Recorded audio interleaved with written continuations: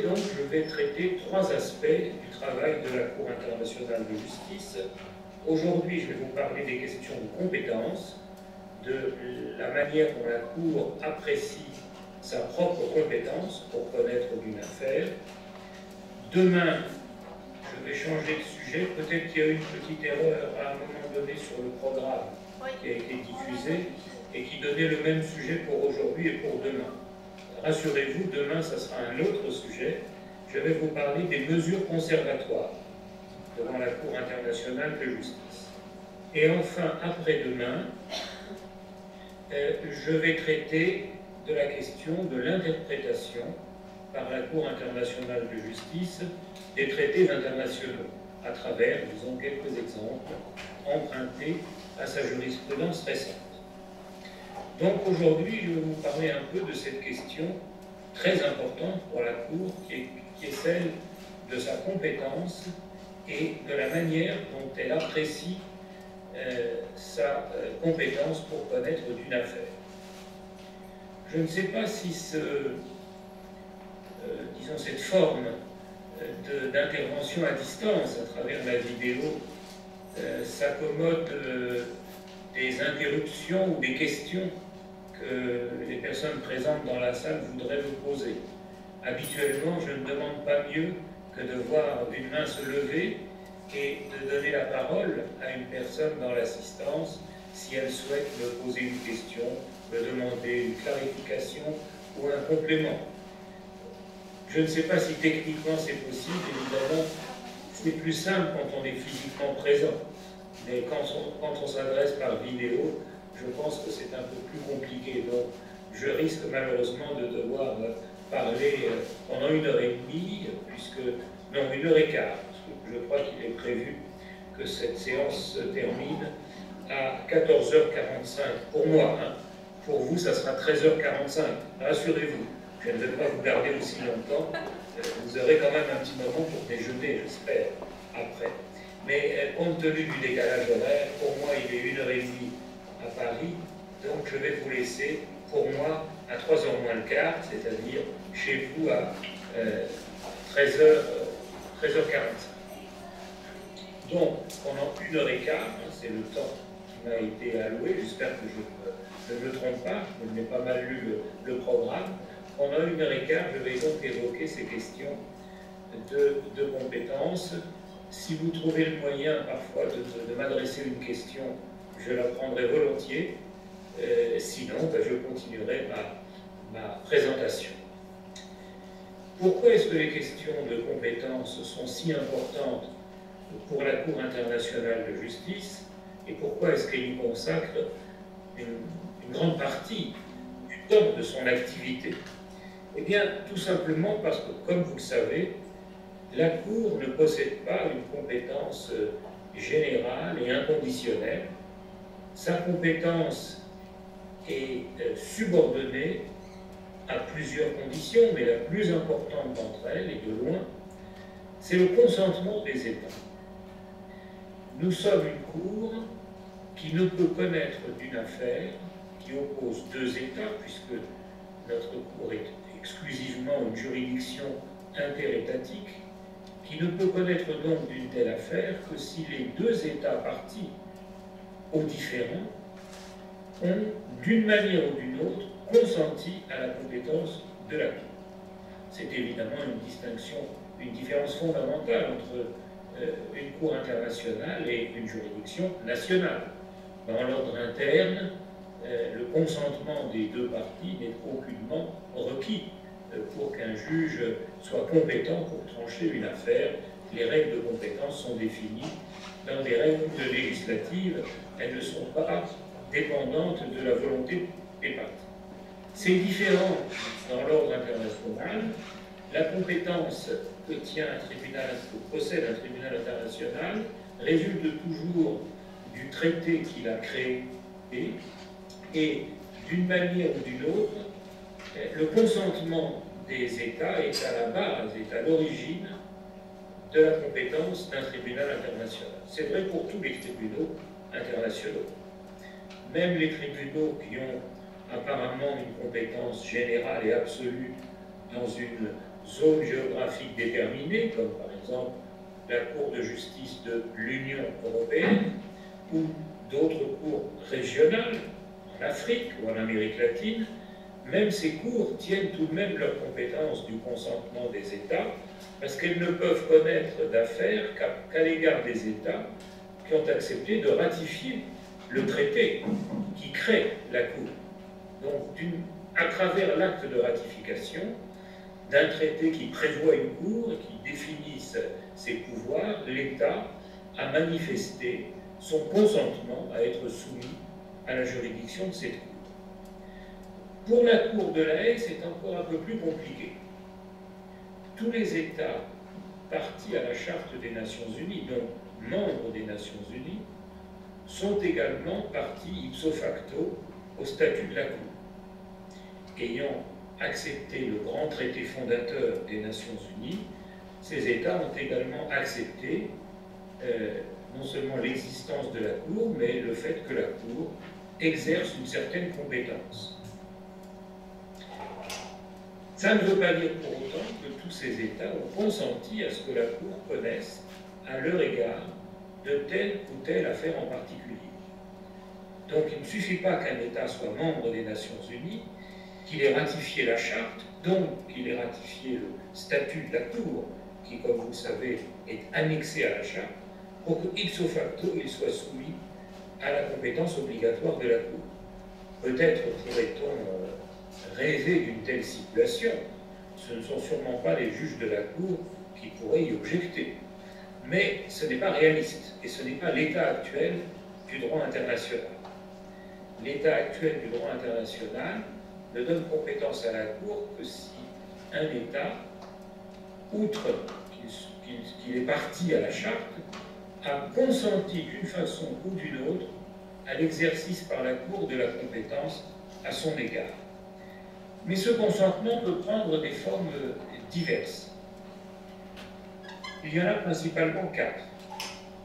Premièrement, un État peut faire une déclaration, qu'on appelle la déclaration optionnelle ou facultative, dans laquelle il déclare se soumettre à l'avenir à la juridiction obligatoire de la Cour s'il avait, hypothétiquement, un différend l'opposant à un autre État qui lui aussi aurait accepté dans les mêmes conditions de se soumettre à la juridiction obligatoire de la Cour.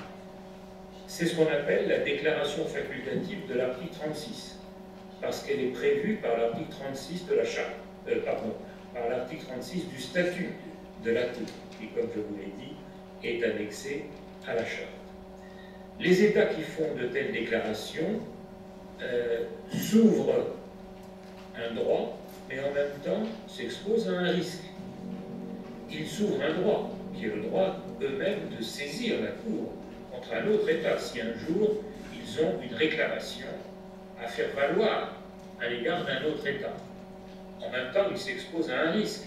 C'est le risque d'être attrait devant la Cour par un autre État qui aurait une réclamation à faire valoir contre eux, et peut-être que l'État en question ne souhaiterait pas qu'une telle affaire vienne devant la Cour. Donc c'est toujours un risque pour un État de se soumettre à l'avance, pour l'avenir en quelque sorte, à la juridiction obligatoire de la Cour.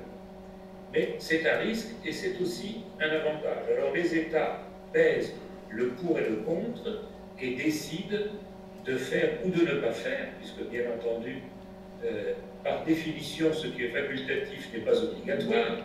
Ils décident de faire ou non la déclaration prévue à l'article 36.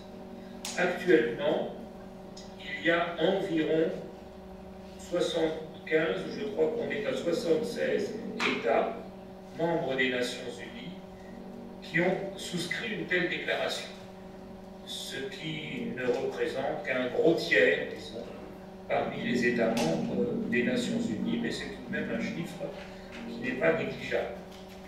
Il y a des États qui, dans le passé, ont déposé une telle déclaration, mais qui, à un moment donné, l'ont retirée, car la déclaration en cause, elle n'est pas irréversible. Un État peut, à un moment donné, dire « j'annule, j'abroge pour l'avenir ma déclaration ».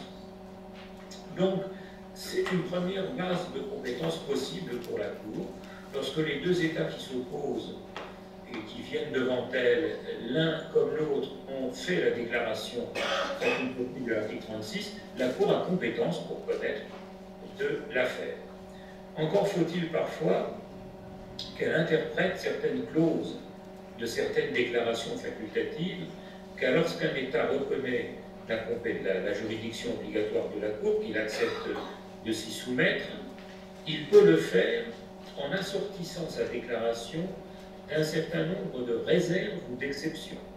Il peut dire par exemple, j'accepte de me soumettre à la compétence de la Cour pour tout différent, sauf ceux qui concernent telle ou telle matière, par exemple. Il y a beaucoup d'États qui ont assorti leur déclaration d'exceptions rationnées matérielles. Par exemple, c'est assez classique, les questions militaires, les questions de défense, les questions qui touchent à la sécurité nationale, par exemple, sont assez souvent exclues de l'acceptation par l'État en cause de la compétence de la Cour. Et ces clauses, donc, on peut appeler des réserves dans les déclarations, peuvent prêter à interprétation. Et donc il arrive que la Cour, pour décider si elle est compétente ou non pour connaître d'une affaire, ait à interpréter une de ces déclarations facultatives, et plus exactement, est à interpréter une des réserves ou une des limitations figurant dans la déclaration. La deuxième base de compétences possible pour la Cour, en réalité je devrais dire la deuxième forme possible du consentement des États, ce sont les clauses compromissoires qui sont incorporées dans certains traités internationaux et surtout dans les traités multilatéraux. Il y a aussi des clauses compromissoires dans un traité bilatéral, naturellement. Mais ce sont surtout ces clauses compromissoires introduites dans les grands traités multilatéraux qui constituent les bases de compétences le plus souvent invoquées devant la Cour. La clause compromissoire, c'est un article du traité qui prévoit que tout différend portant sur l'interprétation ou l'application du traité en cause et qui pourrait s'élever entre deux parties au traité pourra être soumis à la Cour internationale de justice. Il y a un grand nombre de grands traités internationaux qui comportent une telle clause compromissoire, la Convention, par exemple, sur le génocide, la Convention pour l'élimination de toutes les formes de discrimination raciale, etc., etc. Il y a des traités multilatéraux largement ratifiés qui comportent une telle clause compromissoire. Dans ce cas, naturellement, la clause compromissoire ne manifeste le consentement des États que pour trancher les différends qui se rapportent à l'application de ce traité lui-même. Pas n'importe quel différend entre deux États partis au traité, mais un différend qui concernerait, par exemple, l'interprétation du traité. Et je vais vous en donner un exemple dans un instant à propos de la Convention pour l'élimination de toutes les formes de discrimination raciale. Troisième manière pour les États de manifester leur consentement à ce que la Cour connaisse d'une affaire, la conclusion entre eux d'un compromis, c'est-à-dire d'un accord spécial. En anglais, ça s'appelle Special Agreement. En français, on dit un compromis, pour soumettre à la Cour un différend qui est déjà apparu entre les deux États. Donc, deux États commencent par négocier en général pour essayer de résoudre leur désaccord, et s'ils n'arrivent pas à se mettre d'accord au terme de la négociation, ils peuvent se mettre d'accord pour soumettre l'affaire à une sorte d'arbitre neutre qui est la Cour internationale de justice. De même qu'ils peuvent aussi se mettre d'accord pour soumettre leurs différends à un tribunal arbitral spécialement créé pour les besoins de la cause. Les États ont le choix, peuvent faire ce qu'ils veulent. Mais il arrive qu'ils se mettent d'accord pour aller devant la Cour internationale de justice en concluant donc à cette fin un compromis. Et le compromis définit précisément l'objet du différend, car le consentement des États est limité par l'objet du différend, et définit aussi souvent le droit applicable, c'est-à-dire le droit au regard duquel il est demandé à la Cour de trancher le différend. Là encore, ce n'est pas parce que la Cour est saisie sur la base d'un compromis que sa compétence ne peut pas prêter à certaines hésitations ou à certaines controverses. Il se peut que le compromis soit rédigé dans des termes ambigus sur tel ou tel point et que la Cour ait besoin d'interpréter le compromis conclu entre les deux États, qui peuvent ne pas être d'accord entre eux sur le sens de l'accord qu'ils ont conclu. Ce n'est pas rare, hein, quand deux États concluent un accord, alors ils sont très contents, hein, ils signent, ils ratifient, mais ensuite, au moment de l'appliquer, ils ne le comprennent pas de la même façon. Chacun des deux États a son interprétation, et donc le compromis, qui n'est rien d'autre qu'un accord international comme un autre, finalement, peut soulever des difficultés d'interprétation que la Cour devra résoudre pour déterminer l'étendue de sa compétence. Enfin, il peut arriver que la Cour soit également compétente sur la base d'un consentement donné par le défendeur après la saisine de la Cour par le demandeur. C'est ce qu'on appelle le forum prorogator, qui peut prendre des formes diverses. Ça signifie qu'à la date à laquelle la Cour est saisie, il n'existe pas de base pour fonder sa compétence. Le demandeur saisit la Cour, c'est un État, bien entendu, il saisit la Cour d'une réclamation contre un autre État. Mais à ce moment-là, l'État défendeur n'a manifesté sa compétence d'aucune manière. Mais il lui est loisible d'accepter devant la Cour la compétence de la Cour pour connaître de la demande dirigée contre lui. Alors, ce n'est pas un compromis, parce qu'un compromis, c'est un accord qui est conclu par deux États avant la saisine de la Cour. C'est un accord écrit par lequel les deux États se mettent d'accord, et ensuite ils vont devant la Cour, en présentant le compromis. Ici, c'est un peu différent. Un État saisit la Cour, et il dit à la Cour, pour le moment, je ne peux pas faire état d'une base de compétences. Il n'y a pas de déclaration facultative, il n'y a pas de clause compromissoire, mais j'espère que l'État défendeur, celui contre lequel je dirige ma réclamation, acceptera que la Cour connaisse de cette affaire. Et il arrive, très rarement, mais il arrive exceptionnellement que l'État défendeur donne alors son accord, son consentement. Il manifeste son consentement. Ça n'est arrivé que 2 ou 3 fois dans l'histoire de la Cour en général. L'État défendeur, dans ce genre de situation, n'a aucune envie et ne trouve aucun intérêt à accepter un procès, puisque lui, il ne demande rien. C'est un autre État qui vient réclamer quelque chose contre lui.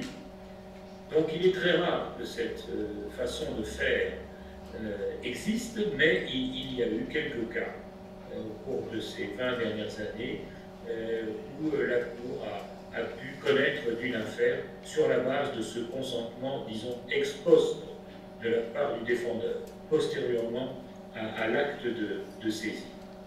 Voilà donc très rapidement rappelé les différentes manières pour les États de manifester leur consentement, donnant ainsi à la Cour une base pour qu'elle soit compétente, une base de compétence pour connaître d'une affaire déterminée. L'importance de la question de la compétence de la Cour se manifeste par le fait que la Cour, dans sa jurisprudence, a toujours affirmé qu'elle regardait cette question comme une question d'ordre public. C'est-à-dire qu'elle doit l'examiner d'office. Même si le défendeur n'a pas explicitement contesté la compétence de la Cour pour tel ou tel motif particulier, il appartient à la Cour d'examiner d'office au besoin la question de sa compétence. Elle doit, comme le disent les arrêts de la Cour, comme le dit sa jurisprudence, elle doit toujours s'assurer de sa propre compétence. Elle doit le faire d'elle-même. En réalité, elle n'a guère l'occasion de soulever ainsi d'office des questions de compétence parce que les défendeurs ne manquent pas de le faire eux-mêmes. Dès qu'il y a un doute sur la compétence de la Cour, ce doute est soulevé par le défendeur sous la forme d'une exception d'incompétence.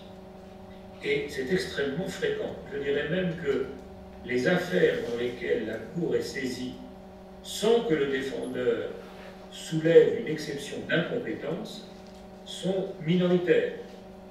Dans la plupart des affaires, après la requête, l'acte suivant, c'est la contestation par le défendeur de la compétence de la Cour. Même si le défendeur a souscrit une déclaration facultative de l'article 36, il pourra par exemple arguer de ce que l'objet du différend n'entre pas dans le champ de sa déclaration. Même si la Cour est saisie sur la base d'une clause compromissoire et que l'État défendeur est parti au traité en question, il pourra arguer du fait que le différend soumis à la Cour n'entre pas dans le champ d'application rationné matériel, par exemple, du traité en question. Donc les exceptions d'incompétence sont extrêmement fréquentes devant la Cour, et pourquoi je vous disais tout à l'heure que la Cour passe une bonne partie de son temps à régler, à trancher des questions relatives à sa compétence. Alors comment le fait-elle? Procéduralement, elle peut le faire à différents moments ou à différentes étapes de la procédure. Il y a d'abord ce qu'on appelle une exception préliminaire d'incompétence.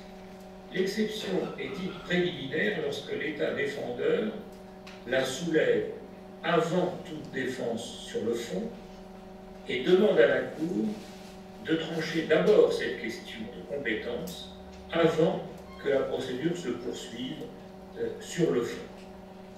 Dans ce cas, c'est un droit pour le défendeur de soulever une exception préliminaire d'incompétence, et dans ce cas, c'est une obligation pour la Cour de se prononcer d'abord sur la question de compétence et seulement sur elle, c'est-à-dire de mettre entre parenthèses le fond de l'affaire, la procédure sur le fond, comme le dit le règlement de la Cour. En cas d'exception préliminaire d'incompétence, la procédure au fond est suspendue. Elle ne disparaît pas, elle est toujours pendante, mais elle est suspendue le temps que la Cour décide sur l'exception d'incompétence. Ça, c'est l'exception préliminaire. Mais ce n'est pas la seule façon de procéder pour le défendeur. Il peut décider de ne pas soulever l'exception préliminaire et de déposer un mémoire en défense dans la procédure écrite, qui est un mémoire qui répond sur le fond à la requête, c'est-à-dire à son adversaire. Mais le défendeur peut très bien, dans ce mémoire en défense, aborder à la fois les questions de fond et les questions qui se rapportent à la compétence de la Cour. Autrement dit, par un seul et même acte, il peut dire à la Cour, d'abord, je ne pense pas que vous êtes compétente pour telle et telle raison. Je m'oppose à la compétence, j'objecte à la compétence.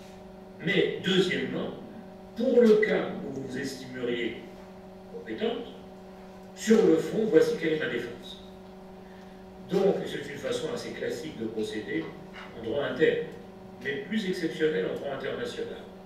L'État défendeur peut décider de présenter simultanément son objection à la compétence de la Cour et sa défense sur le fond.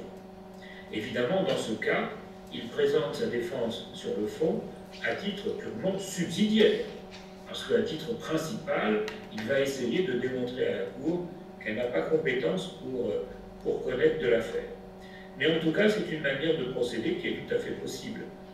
Ça permet d'aller plus vite dans la procédure, car on n'a pas besoin de suspendre la procédure au fond et d'ouvrir une phase particulière uniquement sur l'exception d'incompétence, comme c'est le cas lorsque la question de compétence est soulevée à titre préliminaire.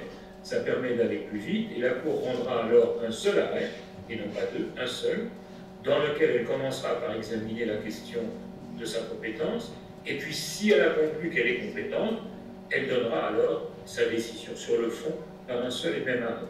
Bien entendu, dans cet arrêt unique, si la Cour estime qu'elle n'est pas compétente pour connaître de l'affaire, elle ne dira rien du fond, bien entendu, et l'arrêt se bornera à retenir l'objection du défendeur quant à la compétence de la Cour. Ça ne se produit pas très souvent. Lorsque l'État défendeur souhaite objecter à la compétence de la Cour, il le fait le plus souvent sous la forme d'une exception préliminaire qui présente pour lui l'avantage qu'il n'a pas à s'expliquer sur le fond de l'affaire, puisque à ce stade, la Cour ne va connaître que les arguments des parties portant sur la compétence.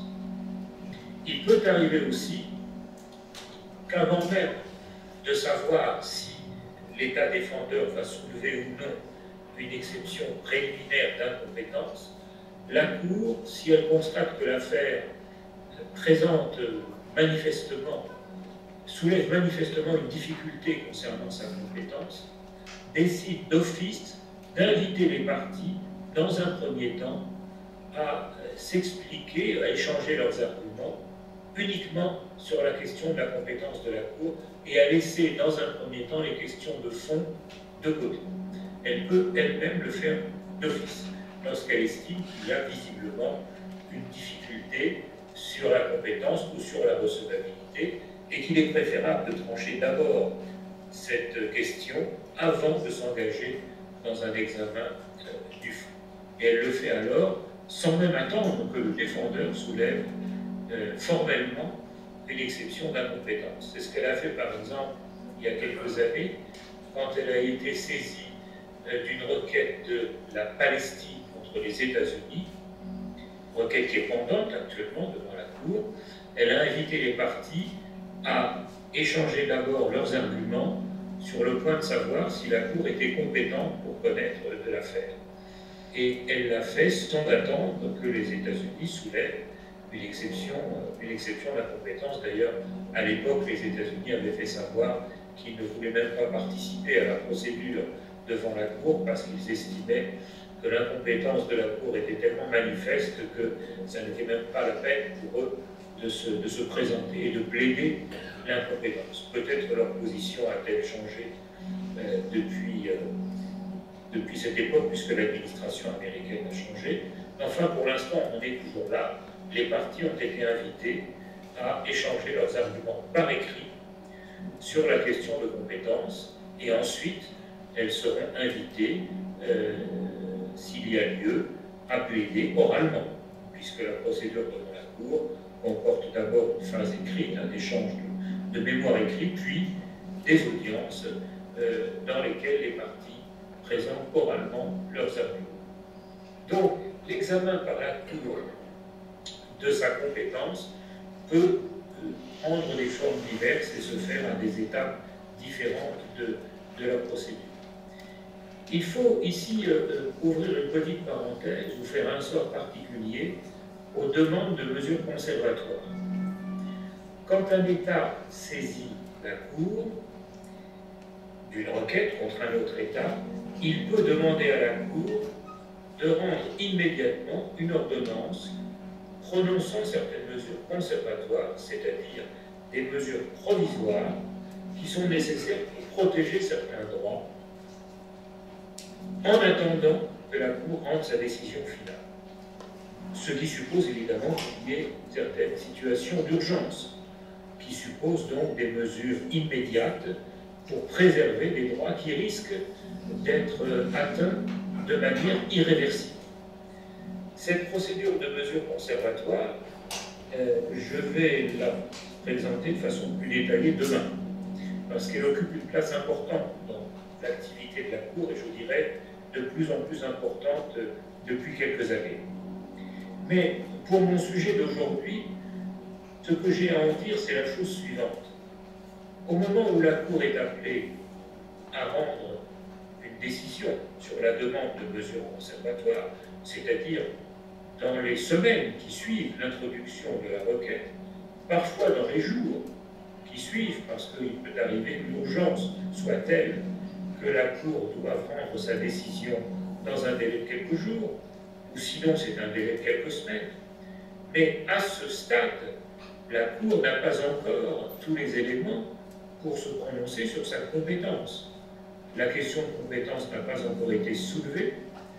Le défendeur peut-être conteste la compétence de la Cour, mais il n'a pas encore eu l'occasion de soulever une telle contestation, puisque nous sommes vraiment dans les jours et dans les semaines qui suivent l'introduction de l'enquête. Alors, comment la Cour peut-elle décider sur une demande de mesure conservatoire avant même que sa compétence soit clairement établie?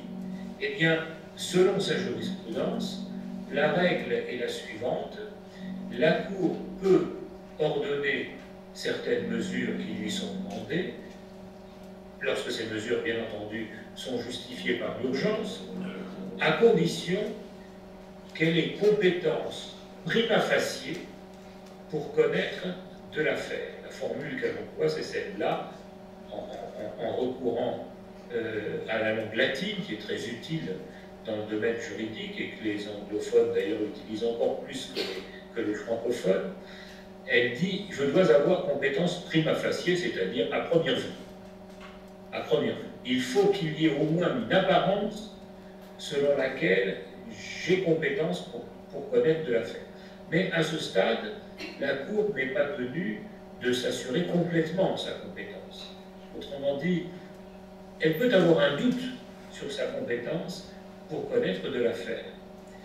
Mais ce doute n'est pas nécessairement suffisant pour rejeter la demande de mesure conservatoire. Elle peut aussi estimer, tout en ayant un doute, ce n'est pas contradictoire, que, à première vue, apparemment, il y a une base de compétences qui lui permettrait de trancher l'affaire, à première vue. Mais peut-être qu'un examen plus complet et plus détaillé la conduirait à une conclusion inverse. Et il est arrivé dans le passé qu'après avoir estimé qu'elle avait compétence prima facie et après avoir ordonné certaines mesures conservatoires, la Cour, quelques années plus tard, rend un arrêt par lequel elle se déclare incompétente parce que, après un examen plus approfondi, plus complet, elle estime qu'elle n'est pas compétente pour connaître du différent. Par exemple, récemment, la Cour a rendu une ordonnance prononçant des mesures conservatoires dans l'affaire opposant l'Ukraine à la Russie, l'Ukraine ayant saisi la Cour immédiatement après le début de l'opération militaire spéciale déclenchée, comme vous le savez, fin février, par la Russie sur le territoire ukrainien. La compétence de la Cour pour connaître de la requête de l'Ukraine peut soulever des questions, des interrogations, et d'ailleurs, depuis, la Russie a soulevé des exceptions d'incompétence. En tout cas, elle a déjà soulevé devant la Cour des exceptions d'incompétence pour s'opposer à la requête ukrainienne. Mais au moment où la Cour a été invitée par l'Ukraine à ordonner certaines mesures conservatoires à titre provisoire, elle a jugé, dans l'ordonnance qu'elle a rendue au mois de mars de cette année, qu'elle avait compétence prima facie. C'est-à-dire qu'à première vue, il lui semblait que l'Ukraine avait une base assez solide pour fonder la compétence de la Cour, la base en question étant la Convention sur le génocide, qui contient une clause compromissoire, convention à laquelle l'Ukraine et la Russie sont parties. Et ni l'une ni l'autre n'ont fait de réserve en vue d'exclure à leur égard le jeu de la clause compromissoire. Donc la Cour a dit: c'est suffisant pour que j'ai une compétence prima facie pour connaître de l'affaire. Mais ça ne veut pas dire qu'elle s'est définitivement prononcée sur sa compétence, et encore une fois, la Russie maintenant soulève des exceptions préliminaires d'incompétence, et la Cour va devoir, dans un premier temps, se prononcer sur ces exceptions.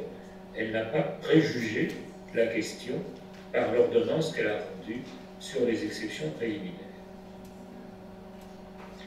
Donc il faut distinguer l'appréciation que fait la Cour de sa compétence quand elle est dans le cadre d'une procédure de mesure conservatoire. C'est une compétence prima facie c'est-à-dire une version soft en quelque sorte, un peu amoindrie de la compétence. Il suffit d'une apparence de compétence, et l'appréciation qu'elle fait de sa compétence ensuite, avant de passer à l'examen du fond de l'affaire, là, elle doit vraiment s'assurer qu'elle est compétente, et elle doit se livrer à une appréciation complète et approfondie. Bien. Alors, cette compétence de la Cour, elle peut porter sur différents aspects. Prenons le cas d'un traité qui comporte une clause compromissoire.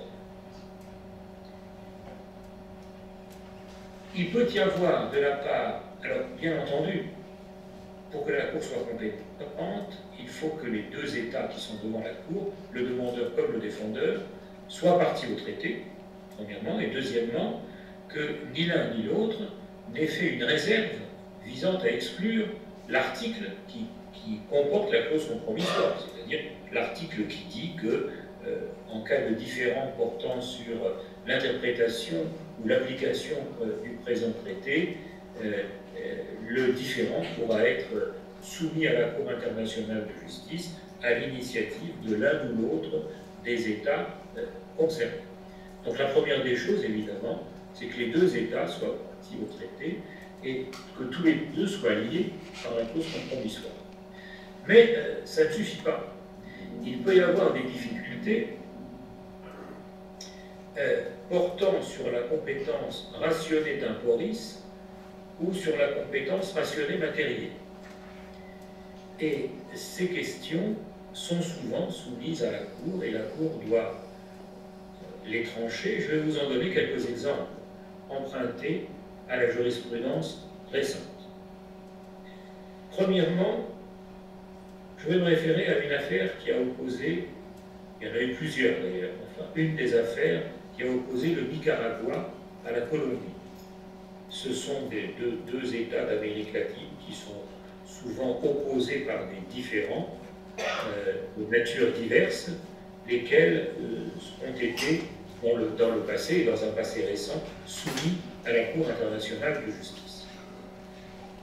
Il y a eu un différend relatif à la délimitation de la frontière maritime entre le Nicaragua et la Colombie. Ce sont deux États qui se font face. Donc il y a un vaste espace maritime de plusieurs centaines de milles marins entre les côtes du Nicaragua et en face les côtes de la Colombie. Et puis il y a des îles qui sont assez près des côtes du Nicaragua, mais qui appartiennent à la Colombie, ce qui rend particulièrement délicat l'exercice de délimitation maritime. Le Nicaragua a saisi la Cour, il y a quelques années, d'une requête tendant à ce qu'elle fixe la frontière maritime entre les eaux qui relèvent de sa propre autorité, de ses propres droits, et les eaux qui relèvent des droits de la zone économique exclusive de la Colombie. La base d'une telle demande était le pacte de Bogota. Le pacte de Bogota est un traité international assez important régionalement, parce qu'il lie les États d'Amérique latine. Important aussi pour la Cour, parce qu'une grande partie des affaires portées devant la Cour le sont en vertu, sur la base du pacte de Bogota. Pourquoi? Parce que ce traité international, il s'appelle pacte, il pourrait s'appeler convention, traité, etc. Mais juridiquement, c'est un traité international. Ce traité international auquel sont partis la grande majorité des pays d'Amérique latine vise à permettre le règlement judiciaire des différends qui opposent les États en question. Et ce traité présente la particularité de concerner le règlement judiciaire de tous les différends sans qu'ils soient limités, rationnés, matériels. Tout différend de droit international qui oppose deux États d'Amérique latine peut être présenté à la Cour internationale de justice en application du pacte de Bogota, dont c'est l'objet même, dont c'est l'objet principal. Autrement dit, là, il n'y a pas de lien, il n'y a pas de connexion nécessaire entre la disposition qui constitue la base de compétence de la Cour, la clause compromissoire, et le contenu même du traité, au regard duquel la Cour va trancher le différend. Ça peut être un différend concernant n'importe quel type de question, du moment qu'il oppose deux États partis à ce pacte de Bogota. C'est un exemple assez remarquable et assez intéressant d'un groupe d'États, un groupe régional, qui se sont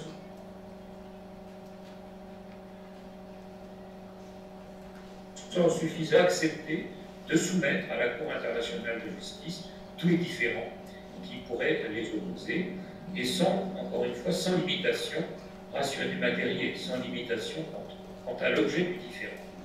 Par conséquent, ça peut concerner aussi les questions de délimitation maritime, et tel a été le cas lorsque le Nicaragua nie la Colombie de sa requête. La Cour a rendu un arrêt en 2012 par lequel il a fixé, il a dessiné sur une carte la frontière maritime séparant la zone économique exclusive du Nicaragua et la zone économique exclusive de la Colombie. Cet arrêt a été mal reçu par la partie colombienne, qui a estimé que la Cour avait attribué au Nicaragua des espaces maritimes qui lui revenaient. Bon, évidemment, quand un juge rend une décision, les deux parties ne sont pas nécessairement satisfaites l'une comme l'autre. Il arrive, ce n'est pas rare, en droit interne comme en droit international, il arrive que l'une des parties, voire les deux, soit mécontente. Mais ça n'empêche pas que l'arrêt est juridiquement obligatoire, et puis le jugement que porte une partie sur le caractère bien fondé d'un arrêt est évidemment un peu déformé par le fait que chacun a toujours tendance à considérer qu'il a raison, pour dire les choses simplement. Quand on a plaidé devant un juge et qu'on a perdu, on a tendance à penser que le juge a mal jugé. Et quand on a gagné, on a tendance à dire que c'est un excellent juge, qu'il a tout compris et qu'il a rendu une excellente décision. Bref, dans l'affaire Nicaragua-Colombie, les autorités colombiennes ont fait des déclarations très critiques, très négatives à la suite de l'arrêt de la Cour, en estimant que vraiment la frontière maritime tracée par la Cour était abusivement, excessivement favorable au Nicaragua et ne faisait pas, ne tenait pas suffisamment compte des droits historiques de la Colombie sur ces espaces maritimes. Signer avec ça, ce serait encore une fois une situation assez banale. Encore une fois, il n'est pas rare qu'une partie à une affaire affirme que le jugement n'est pas bon, n'est pas équitable, n'est pas juste, lorsque le jugement ne lui donne pas entièrement satisfaction. Mais la Colombie est allée plus loin. Elle a décidé de dénoncer le pacte de Bogota, c'est-à-dire de se retirer du pacte de Bogota. Bien entendu, le traité continue d'exister, mais entre les autres États partis. Mais la Colombie a dit, désormais, je ne suis plus partie au pacte de Bogota, je le dénonce. Une telle dénonciation est permise par le traité lui-même.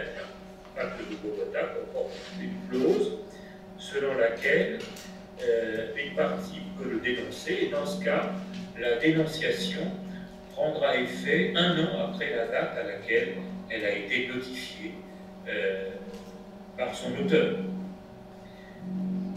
C'est ce que fait la Colombie, donc en 2012, elle décide de dénoncer le pacte de Bogota, ce qui est une façon un peu de marquer son mécontentement à l'égard de l'arrêt rendu par la Cour. Évidemment, cette dénonciation n'a strictement aucun effet juridique sur l'arrêt que la Cour a rendu. On comprend bien qu'une dénonciation d'un traité ne peut pas être rétroactive.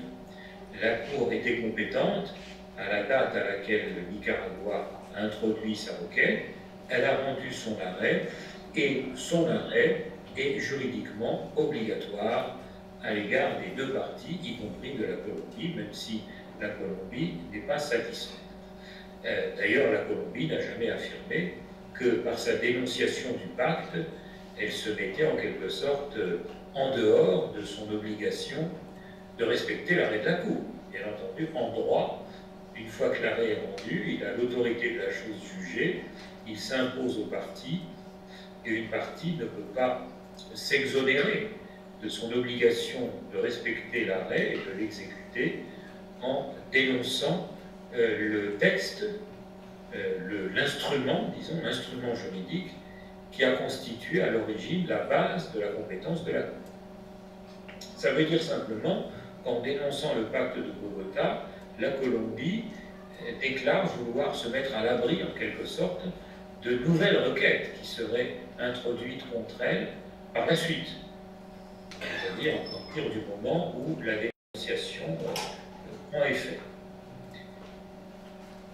Précisément, quelque temps après la dénonciation par la Colombie, le Nicaragua introduit une nouvelle requête contre la Colombie, dans laquelle il revient devant la Cour pour se plaindre de ce que la Colombie ne respecte pas l'arrêt rendu par la Cour en 2012, c'est-à-dire que la marine colombienne, la marine nationale, continue à se livrer à divers exercices dans les zones dont la Cour a dit dans son arrêt qu'elle relevait des droits souverains du Nicaragua.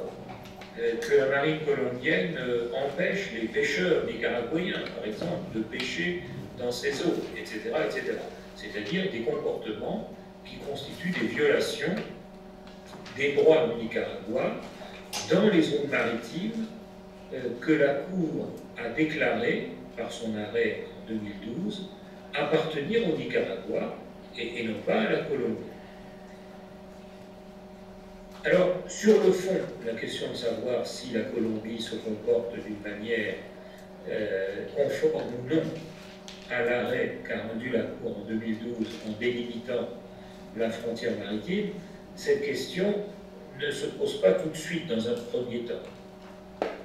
La question qui se pose tout de suite dans un premier temps, c'est de savoir si la Cour est compétente pour connaître de cette nouvelle requête du Nicaragua, puisqu'elle a été introduite devant la Cour après que la Colombie a dénoncé le pacte de Bogota. Est-ce que, par cette dénonciation, la Colombie ne s'est pas mise à l'abri d'une nouvelle requête du Nicaragua? Comme je vous l'ai dit, la Colombie ne s'est certainement pas mise à l'abri de son obligation, elle ne s'est pas exemptée de son obligation de respecter l'arrêt de la Cour. Mais l'effet juridique de la dénonciation du pacte de Bogota, c'est que normalement, on ne peut plus introduire contre la Colombie une requête nouvelle, et pas davantage la Colombie elle-même ne pourrait introduire, bien sûr, une requête nouvelle contre un autre État. Le problème, c'est que la nouvelle requête du Nicaragua a été introduite devant la Cour 24 heures avant l'expiration du délai d'1 an prévu par le pacte de Bogota, comme étant le délai au terme duquel la dénonciation prend effet. Comme je vous l'ai dit, le pacte de Bogota prévoit qu'un État parti peut le dénoncer, en sortir, et dans ce cas, il doit donner notification de sa dénonciation aux autres États, et 1 an après cette notification, la dénonciation prend effet. C'est-à-dire que l'État n'est plus lié, n'est plus partie au traité, donc n'est plus lié par les obligations résultant du traité. Le Nicaragua, connaissant parfaitement cette règle, a introduit sa nouvelle requête devant la Cour avant l'expiration du délai d'1 an. Il se trouve que c'était juste avant, la veille. Mais peu importe, que ce soit la veille ou 1 mois ou 2 mois avant, ce qui est important, c'est que le délai d'1 an n'était pas encore échu lorsque le Nicaragua a présenté sa nouvelle requête. Sauf que la Colombie avait une interprétation un peu différente de la disposition du pacte de Bogota concernant la dénonciation du traité. La Colombie interprétait, et c'est l'interprétation qu'elle a soutenue devant la Cour, qu'elle a fait valoir devant la Cour, interprétait cette clause du pacte de Bogota comme signifiant que la dénonciation ne prend effet qu'1 an après avoir été notifiée, en ce qui concerne diverses clauses substantielles qui se trouvent dans le pacte de Bogota et qui continuent à lier l'État jusqu'au terme de ce délai d'un an. En revanche, disait la Colombie, la clause de compétence permettant de saisir la Cour internationale de justice, elle cesse de s'appliquer immédiatement, dès l'acte de dénonciation, et donc sans attendre l'expiration du délai d'un an. Il faut dire que sur ce point, le traité était rédigé de façon un peu ambiguë. C'est souvent le cas, hein, les traités internationaux qui résultent de négociations, de compromis, par la force des choses. Ce sont des instruments juridiques qui comportent pas mal d'ambiguïtés, mais la loi interne aussi comporte des ambiguïtés, tout le monde le sait, et par conséquent, ce n'est pas l'apanage, disons, du législateur international. Mais il faut bien dire que du fait même que c'est le résultat d'une négociation, parfois difficile, et d'un compromis, il arrive plus souvent, disons, aux traités internationaux de comporter des clauses un peu ambiguës. Tel est le cas de la clause finale du pacte de Bogota sur la dénonciation. Si bien que la Colombie a soulevé devant la Cour une exception d'incompétence, en disant à la Cour, non, vous n'êtes pas compétente pour connaître de cette nouvelle requête du Nicaragua parce qu'elle a été présentée après la dénonciation par la Colombie du pacte de Bogota. Et peu importe qu'elle ait été introduite avant l'expiration du délai d'un an. La Cour a donc dû se pencher sur cette question, et comme c'était une exception préliminaire, il fallait que la Cour rende d'abord un arrêt sur ce point avant d'examiner le fond de l'affaire. Et c'est ce qu'elle a fait en 2016. Elle a rendu un arrêt sur l'exception d'incompétence soulevée par la Colombie, qu'elle a qualifiée d'exception rationnée temporis, parce qu'elle se rapporte au moment auquel la requête a été introduite. La requête a-t-elle été introduite à un moment où le pacte de Bogota était encore en vigueur entre les parties, c'était la thèse du Nicaragua, ou a-t-elle été introduite à un moment où le pacte de Bogota n'était plus en vigueur en ce qui concerne sa clause particulière permettant la saisie de la Cour internationale de justice, ce qui était la thèse de la Colombie.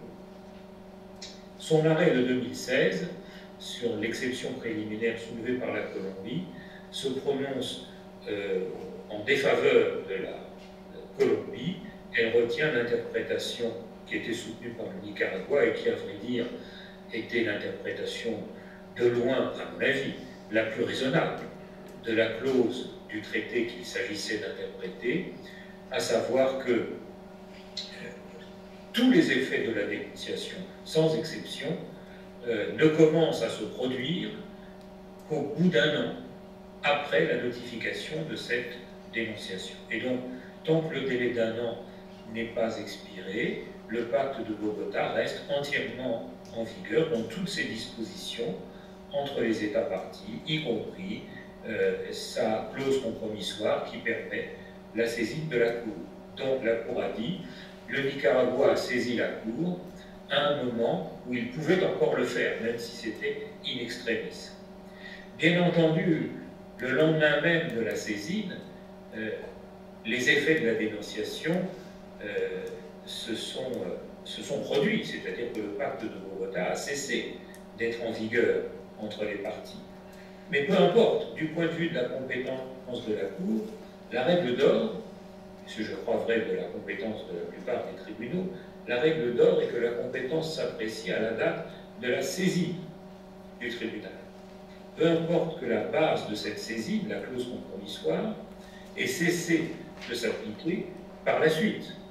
D'ailleurs, heureusement que c'est cette règle qui s'applique, sinon l'État défendeur pourrait toujours s'exonérer de la compétence de la Cour, se mettre à l'abri du procès qu'on lui fait en dénonçant l'instrument qui constitue la base de compétence. Donc, ça, ce n'est pas possible. Une dénonciation qui intervient en cours d'instance produit certes des effets, mais des effets non rétroactifs, des effets pour l'avenir. Mais ça ne change rien au fait que la Cour reste compétente pour connaître de la requête qui a été introduite avant la dénonciation. Ici, dans ce cas, avant que la dénonciation par la Colombie du pacte de Bogota ne produise effet, au terme de la période d'une année. Donc la Cour rejette l'exception d'incompétence de la Colombie et retient l'affaire. Et l'affaire vient un peu plus tard, quelques années plus tard, sur le fond. Et à ce moment-là, la Colombie soulève une nouvelle exception d'incompétence, mais un peu différente de la précédente. Elle dit à la Cour la chose suivante. Bon, vous avez décidé que le pacte de Bogota n'a cessé de produire effet entre les parties qu'un an après la dénonciation par la Colombie. Très bien. C'était pas mon avis, mais enfin vous avez dit ça et c'est comme ça que vous avez statué dans votre arrêt précédent, qui a été rendu en 2016. Nous ne le contestons pas. Mais maintenant, il y a une autre question qui se pose, a dit la Colombie à la Cour. Parmi les actes et les comportements incriminés par le Nicaragua, c'est-à-dire dont le Nicaragua affirme qu'il constitue de la part de la Colombie des violations de ses obligations, résultant de l'arrêt initial qui a fixé la frontière maritime, les différentes activités de la marine colombienne dans la zone économique exclusive du Nicaragua, le fait qu'à certains moments la marine colombienne a empêché les pêcheurs colombiens d'exercer leurs activités de pêche alors qu'on se trouvait dans la zone du Nicaragua, non pas dans la zone de la Colombie. Bref, les différents actes par lesquels la Colombie a en quelque sorte méconnu la frontière maritime que la Cour avait tracée quelques années plus tôt. Parmi donc ces actes, la Colombie relève que certains, pas très nombreux d'ailleurs, sont antérieurs à la date à laquelle le pacte de Bogota a cessé de produire effet, c'est-à-dire antérieurs à l'expiration du délai d'un an à partir de la dénonciation du pacte, tandis que d'autres actes dénoncés par le Nicaragua, des actes colombiens, sont eux postérieurs à cette date. Donc la Colombie dit à la Cour la chose suivante: que vous soyez compétent pour connaître de la requête du Nicaragua, très bien, puisque vous avez estimé que le Nicaragua ayant saisi la Cour dans le délai d'un an, la saisine a été faite à un moment où la Cour était compétente, parce que le pacte de Bogota était toujours en vigueur entre les parties. Mais en revanche, ce qui est sûr, c'est que le pacte a cessé d'être en vigueur quelques jours après la saisine de la Cour. Alors, bien sûr, ça ne remet pas en cause rétroactivement la compétence de la Cour. Comme je viens de le dire, et la Colombie ne l'a pas contesté. La compétence de la Cour ne peut pas disparaître du fait que le pacte de Bogota a cessé de produire effet postérieurement à l'introduction de la requête. Mais au moins, dit la Colombie, au moins, tous les actes commis par les autorités ou les forces colombiennes et qui sont postérieurs à la date à laquelle le traité a cessé de produire effet, tous ces actes échappent à la compétence de la Cour, parce qu'ils ont été accomplis à un moment où le traité n'était plus applicable, où la Colombie donc n'avait plus aucune obligation à l'égard du Nicaragua, en tout cas, n'avait aucune obligation sur la base du traité. Et par conséquent, la Cour doit se déclarer incompétente ratione temporis pour connaître de ceux des actes de la Colombie qui sont postérieurs à la date à laquelle le traité a cessé de produire effet, et ne peut examiner que les actes antérieurs à cette date. La compétence, ce n'est pas une question de fond. La Colombie n'est pas en train de dire après la date en question, j'avais le droit de méconnaître la zone économique exclusive du Nicaragua. Non. Ce que dit la Colombie, c'est après la date en question, les actes que j'ai accomplis ne peuvent plus être soumis à l'examen de la Cour. La Cour n'est pas compétente pour examiner ces actes et pour dire s'ils sont conformes ou non aux obligations internationales de la Colombie. C'est encore une exception d'incompétence rationnelle temporis, mais différente de la première. En quelque sorte, c'est la seconde ligne de défense de la Colombie. Dans un premier temps, ils ont plaidé que la Cour n'était pas du tout compétente pour connaître de la requête du Nicaragua. Puis, dans un second temps, ayant perdu sur le premier terrain, ils ont soutenu que la Cour, au moins, en tout cas, n'était pas compétente pour connaître de certains des actes reprochés à la Colombie, ceux qui sont postérieurs à la date à laquelle le traité a cessé de produire effet. Donc, deuxième exception d'incompétence rationnée temporis, celle-là, c'est une exception partielle. Elle ne vise pas à faire échec à la compétence de la Cour pour l'ensemble de la requête du Nicaragua, mais seulement à limiter l'examen de la Cour à certains faits, les faits antérieurs à la date à laquelle le traité a cessé de produire effet entre les parties, en excluant la compétence de la Cour pour examiner les faits postérieurs à la date en question. La Cour a donc statué sur ce point en même temps qu'elle a rendu son arrêt sur le fond, parce que nous étions là dans la phase de l'examen du fond. Nous avions dépassé les exceptions préliminaires sur lesquelles la Cour s'est prononcée quelques années plus tôt. Et c'est cette année, en 2022, il y a quelques mois, que la Cour a rendu donc son arrêt final dans cette affaire. Elle a rejeté la nouvelle exception rationnée temporis de la Colombie. Elle a estimé que dès lors qu'elle était compétente pour connaître de la requête du Nicaragua, puisque celle-ci avait été introduite avant l'expiration du délai d'annonce, ça elle l'avait déjà dit auparavant, dès lors que, évidemment, la dénonciation par la Colombie ne peut pas rétroactivement priver la Cour de sa compétence, ça c'est une chose évidente, personne ne l'a jamais contesté, eh bien, en conséquence, a dit la Cour, elle a compétence pour connaître de l'ensemble des faits qui se rattachent, qui sont de même nature, disons, que les faits invoqués par le Nicaragua dans sa requête comme étant l'objet même de sa demande. Les faits, les activités de la marine colombienne antérieure et postérieure à la date critique, c'est-à-dire à la date où le pacte de Bogota a cessé d'être en vigueur, c'est un ensemble, ce sont des faits de même nature, c'est la poursuite du même comportement. Donc, puisque la Cour est compétente, elle est compétente pour se prononcer sur l'ensemble des faits en question. Et puis ensuite, la Cour a estimé que la Colombie avait violé ses obligations pour un certain nombre de raisons, mais je n'entre pas dans les détails.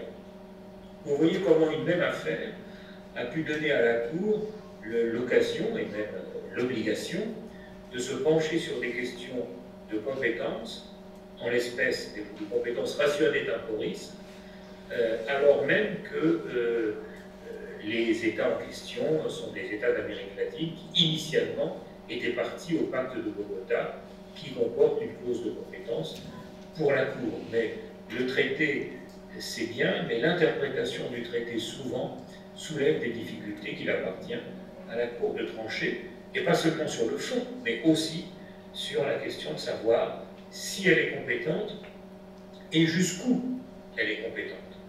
Dans quelle mesure elle est compétente, ce qui était la question soulevée par la Colombie dans un deuxième temps. Mais les questions de compétence que la Cour doit trancher sont aussi souvent, et même plus souvent, des questions de compétence rationnée matérielle. Qu'est-ce que ça veut dire? Eh bien, ça veut dire que pour que la Cour soit compétente sur la base, par exemple, d'un traité multilatéral comportant une clause compromissoire, et une clause compromissoire qui limite la compétence de la Cour aux différends qui se rapportent à l'application ou à l'interprétation de ce traité lui-même. Eh bien, il faut pour cela que le différend présenté à la Cour par le demandeur entre dans le champ d'application rationnel matériel du traité. Autrement dit, il ne suffit pas que le demandeur dise « j'accuse le défendeur, la partie adverse, de violer ce traité pour telle et telle raison, il ne respecte pas telle et telle obligation, selon moi ». Ça ne suffit pas pour que la Cour soit compétente. pour connaître de l'affaire, même si les deux États sont partis au traité, même si le traité comporte une clause compromissoire, et même si les deux États sont liés par cette clause compromissoire. La Cour ne s'en tient pas là. Selon sa jurisprudence, elle dit il faut aussi vérifier que les griefs invoqués par le demandeur sont susceptibles d'entrer dans le champ d'application rationné matériel du traité. Ce qui conduit la Cour, dans l'examen de sa propre compétence, à se prononcer déjà sur certaines questions de fond.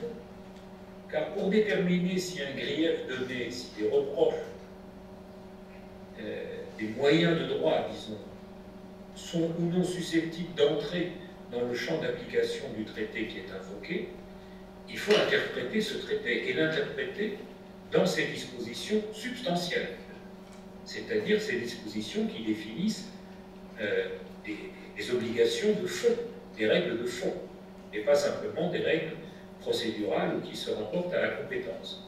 Donc, il ne faut pas croire que l'examen de la compétence de la Cour par elle-même, à laquelle elle doit se livrer dans un premier temps lorsque le défendeur a soulevé une exception d'incompétence, et l'examen du fond, du bien fondé, à laquelle elle doit se livrer ensuite, si elle est compétente, soit deux choses complètement séparées, c'est-à-dire séparées par une frontière étanche.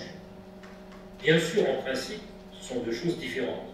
Quand la Cour examine sa compétence, elle doit seulement décider si elle est compétente, et à ce stade, elle ne préjuge pas la question de savoir si la requête est fondée ou pas.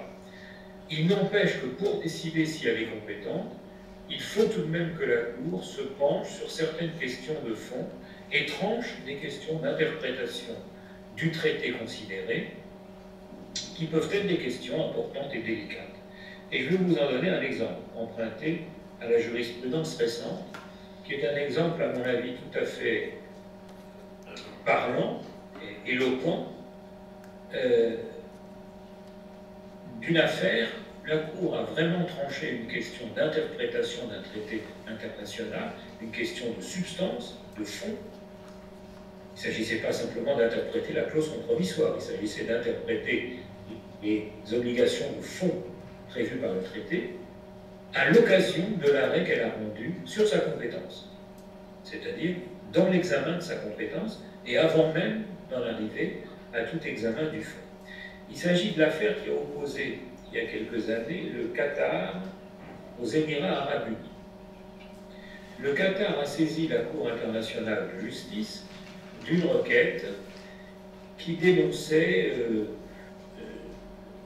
disons, certaines pratiques administratives et certaines législations ou certaines réglementations adoptées par les Émirats arabes unis et qui étaient défavorables aux ressortissants du Qatar sur le territoire des Émirats.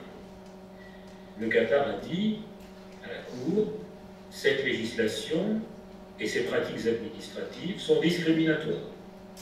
Elles visent à soumettre les ressortissants qataris à diverses dispositions qui sont des restrictions à leurs droits ou qui sont vexatoires ou qui portent atteinte à leurs intérêts d'une manière qui est injustifiée, donc d'une manière qui est contraire au principe de non-discrimination. On se souvient qu'à l'époque, c'était bien sûr un contexte politique particulièrement tendu entre les deux États qui expliquait les décisions prises par les Émirats à l'encontre des ressortissants du Qatar. La base de compétences invoquée par le Qatar en saisissant la Cour, c'était la clause compromissoire contenue dans la Convention pour l'élimination de toutes les formes de discrimination raciale, la Convention CIEDR, si on utilise l'acronyme, hein, en résumé, parce que les noms des conventions sont souvent très longs et on leur donne souvent des abréviations.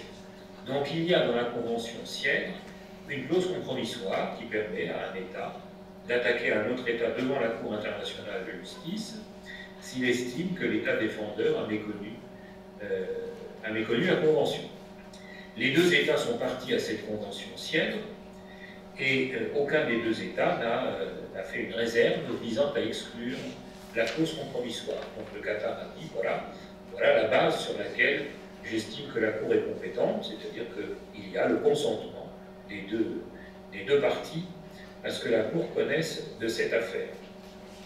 Les mesures discriminatoires prises par les Émirats à l'encontre des ressortissants qataris constituent des violations de la Convention Sienne. Et je demande à la Cour de le constater. Les Émirats arabes unis se sont défendus en soulevant une exception préliminaire d'incompétence consistant à dire, non pas qu'ils n'étaient pas liés par la clause compromissoire, ils l'ont tout à fait reconnu, ils l'ont tout à fait accepté, mais leur exception d'incompétence consistait à dire les faits dont le Qatar se plaint, les griefs que le Qatar soulève et qu'il soumet à la Cour, n'ont rien à voir avec les obligations posées par la Convention Sienne. En effet, cette convention vise à prohiber toutes les formes de discrimination raciale et elle indique ce qu'il faut entendre par là.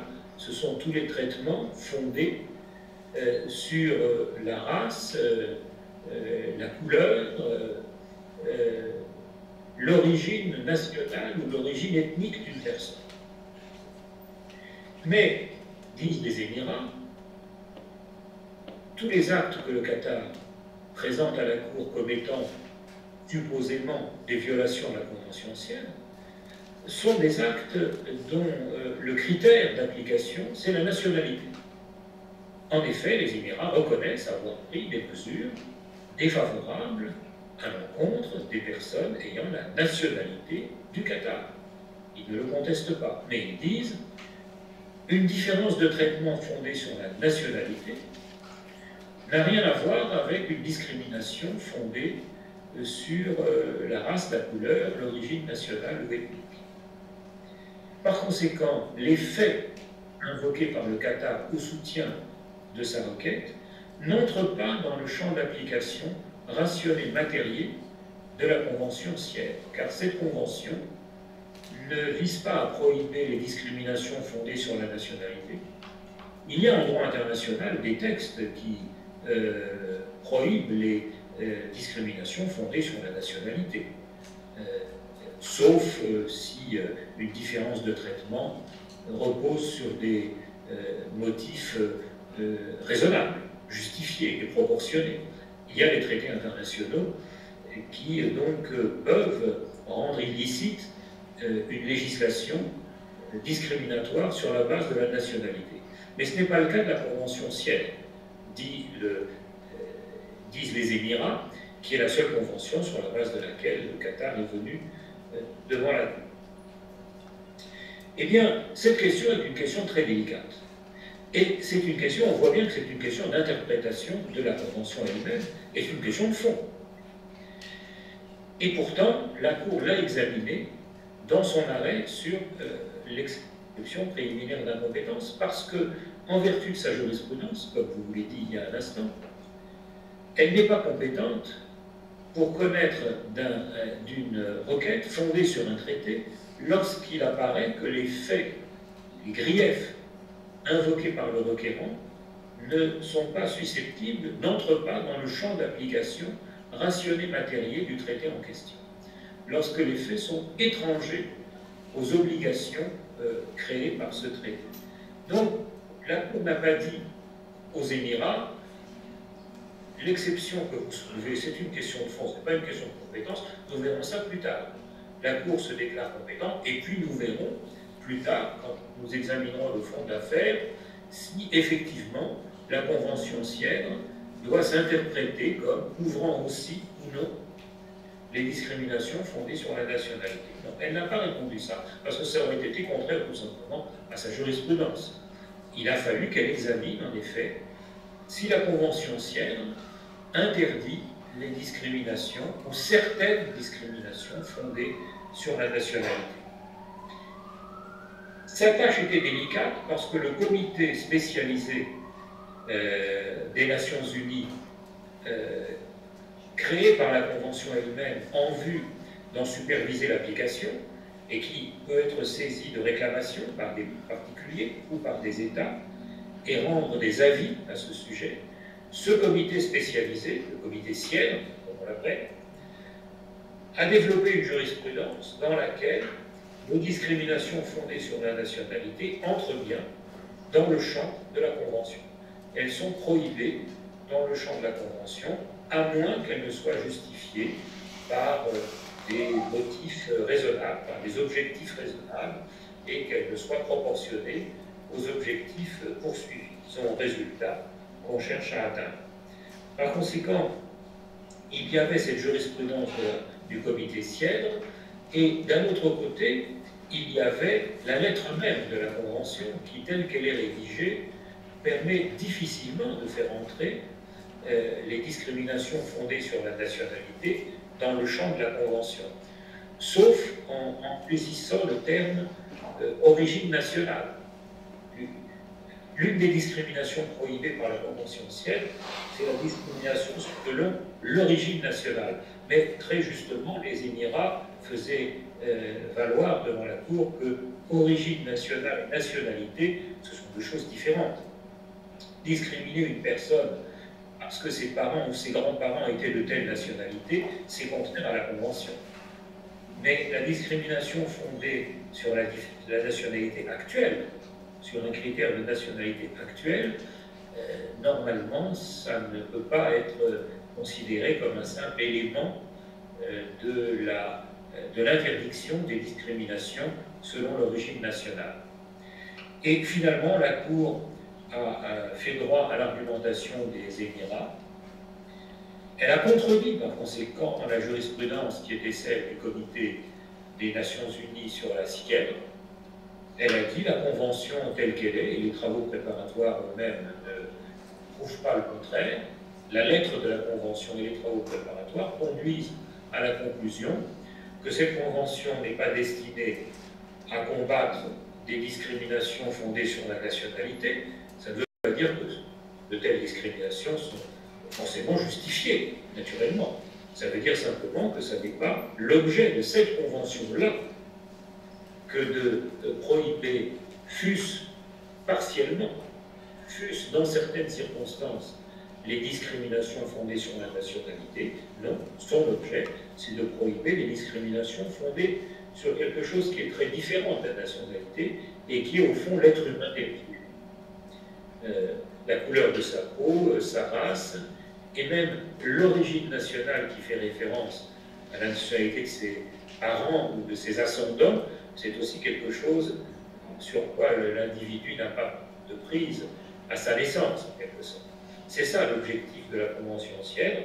Et la question des discriminations fondées sur la nationalité, c'est une question qui échappe en réalité à la Convention. Elle n'entre pas dans son objet et dans son but. Et c'est ainsi que la Cour a rejeté la requête du Qatar au motif qu'elle n'était pas compétente pour en connaître. Donc c'est bien une exception d'incompétence que la Cour a accueillie.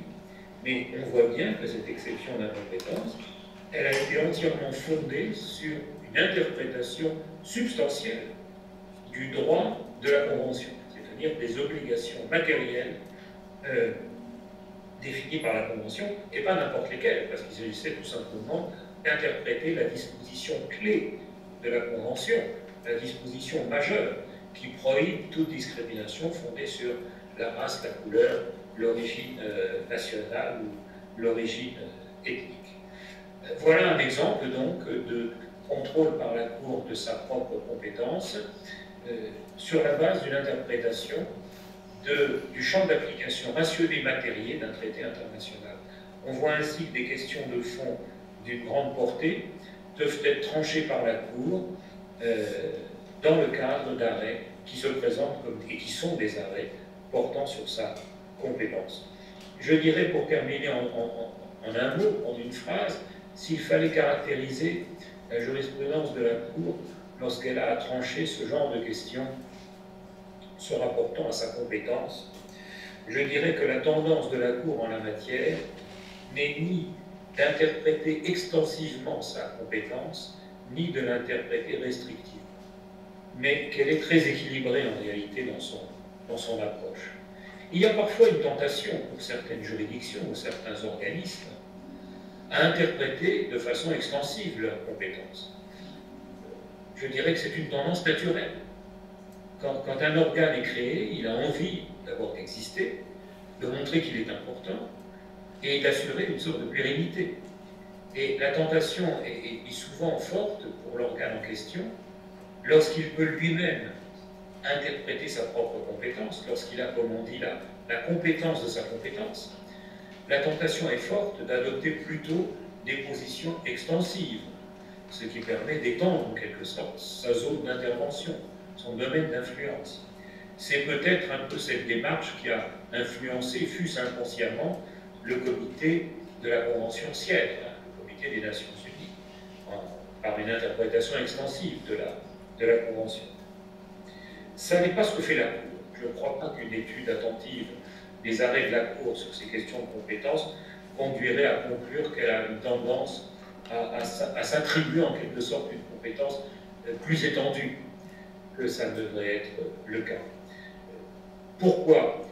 D'abord parce que quand on fait du droit, on fait du droit, et on n'est pas là pour se laisser influencer par des considérations extra-juridiques. Et d'autre part, alors si on voulait trouver une raison qui relève davantage de la psychologie ou de la politique judiciaire, si la Cour avait tendance à rendre des arrêts fondés sur une interprétation extensive de sa compétence, elle risquerait de décourager les États d'admettre à l'avance sa compétence. Elle risquerait de décourager les États de souscrire la fameuse déclaration facultative de l'article 36, parce qu'ils se diraient, attention, faisons attention, si on fait cette déclaration et qu'on l'a sortie d'un certain nombre d'exceptions, de réserves, la Cour va interpréter ces exceptions de façon tellement étroite que nous allons être obligés de plaider dans des affaires où normalement nous ne voudrions pas nous soumettre à la compétence de la Cour.